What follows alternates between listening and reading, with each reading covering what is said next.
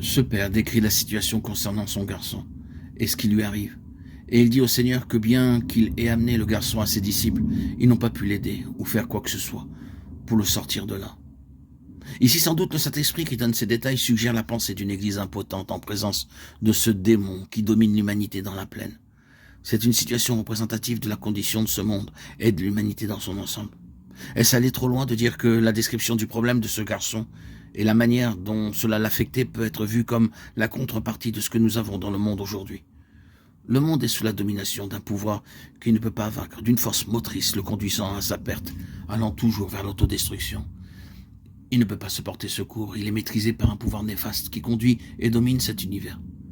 Déjouant chaque tentative pour tâcher d'en sortir, et dans cette scène d'une humanité impuissante et dans le besoin, il y a une église qui ne sait comment agir contre ce pouvoir et incapable de l'affronter.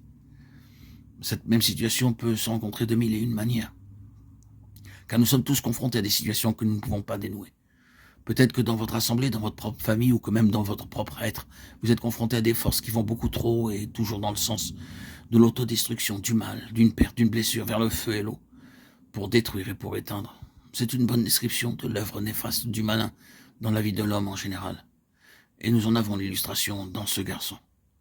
Mais sans nous livrer à quelques critiques et tenant compte du service, du noble sacrifice, du travail et de tout le dur labeur des serviteurs du Seigneur, nous devons quand même dire que le peuple du Seigneur, très largement et dans de nombreux domaines, est impotent en présence de ses forces.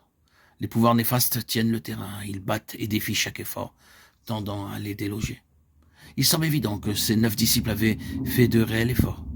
Pourquoi est-ce que nous n'avons pas pu le jeter dehors? Ils avaient évidemment essayé et échoué. Leur effort et leur travail n'avaient servi à rien et l'ennemi se moquait d'eux, occupant la place, tandis que, sans nul doute, le monde était fort critique autour d'eux, et certes très heureux, car bien sûr, ces disciples étaient de si piètres représentants de leur Seigneur en l'ayant déçu de cette manière.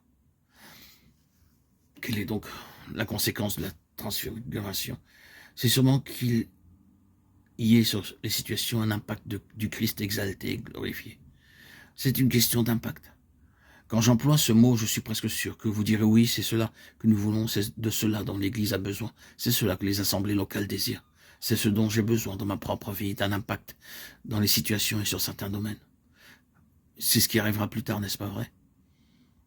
Ces hommes qui avaient saisi la signification de la transfiguration, ces hommes qui avaient vu le roi, Jésus perfectionné, glorifié, exalté, reconnu par le ciel, des hommes qui l'avaient vu ainsi, sont allés partout, et quel impact il eut alors?